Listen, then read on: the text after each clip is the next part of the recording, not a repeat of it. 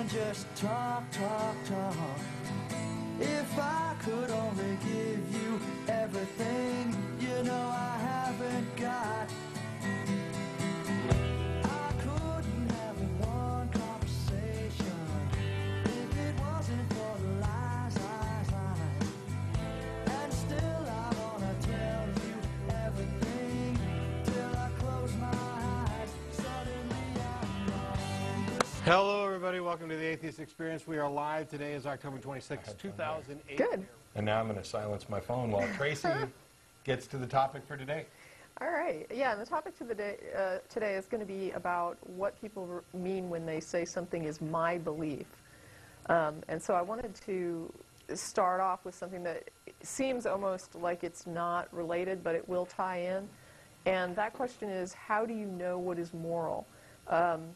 I want to start by asking if there's any atrocity whatsoever that would make you halt and question the action you're about to take if you thought it was directed by a God.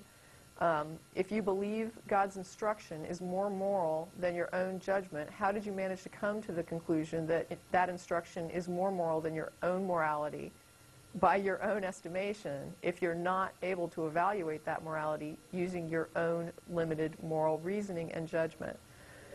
If you're unable to state that you feel adequate to judge the morality of any action you're labeling moral, what is your basis for calling it moral? And it's sort of tied into the concept of euthyphro to a certain extent. So is there any case in which you would trust your moral judgment over something that you thought was instructive? Now, I apologize because I was slightly distracted. I think I'm getting what you're talking about, and I hope I'm not stopping on something that you come up with later. Is this in any way deal with this thing we've talked about before of, let's say, for example, someone asserts that God is morally right?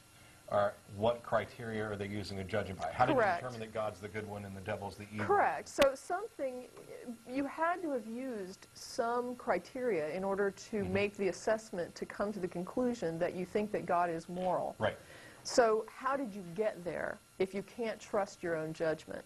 Yeah. Like how did you end up? I'll let you. That's okay. I think this may be in the, is it, you're going to talk, well, the thing is that one of the responses to that from Christians so often is that, well, if you just look in Romans, God has written this moral code in our heart. So it's not really me making this moral thing. God, well, if that's the case, then God has programmed you to think he's the good one. And then it doesn't actually translate to whether or not that's any kind of what I'm going to get into, though, is the idea of what some Christians mean when they say, I believe. Good. And what some of them mean by that is, I simply don't ask what I believe, and I accept what I'm told. And what some of them mean by that is, I believe differently, but I'm going to ignore that and believe what I'm told. Because I have yet to meet someone who questions whether or not the instruction within the Bible that they are claiming to accept, and that's one of the things I'm talking about, is that this is specifically related to that Christian that says, I believe the Bible. So the question that I'm going to present is, when you're saying that, what do you mean? Do you mean that you believe that it's factually correct, or do you mean that you support it on a moral basis? Because that's two different things. But both of those things are often encompassed in that single statement, and the problem is they're not always meant. So sometimes a Christian will say, I believe the Bible, but when you start talking to them about some of the morality that is dictated in the Bible, you'll find that they start to become uncomfortable. And my problem with that is that if you believe that's moral, why does it make you uncomfortable? So I have a good deal of difficulty believing that's your belief if you have trouble accepting it. Because your belief is actually, that internal part of you that agrees with what you're hearing. And if you don't agree with it, how can you call it your belief? So to get more into the detail of that, I guess that's sort of an outline of it.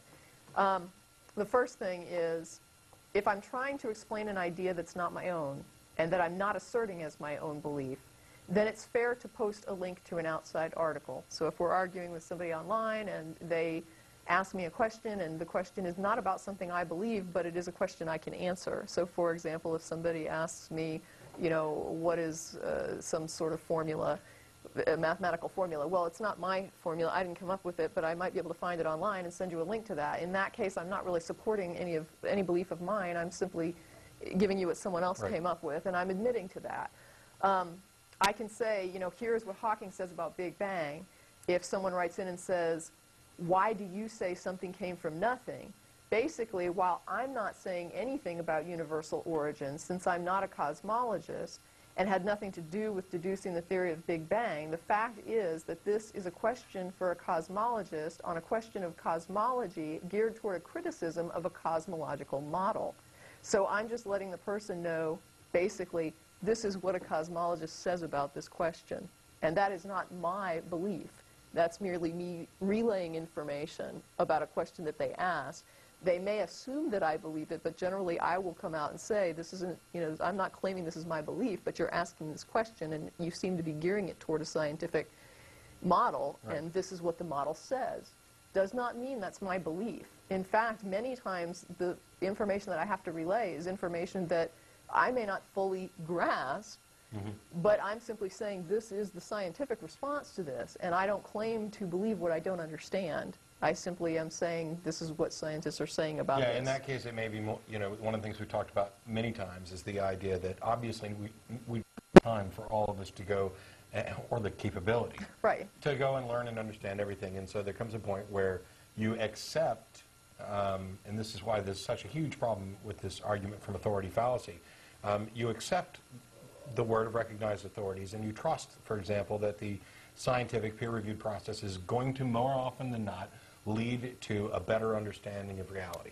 It doesn't necessarily qualify as a belief in the sense that we're talking about it, but you know, you can say I accept this, and it would even be okay for you to say I believe that, in the sense that based on my understanding of it, I believe that their answer is, you know, the best so far. Supported by the evidence. Yeah, it's the one that's most accurate with the evidence. Right. And it isn't just talk, talk, talk. If I could only give you everything, you know I haven't got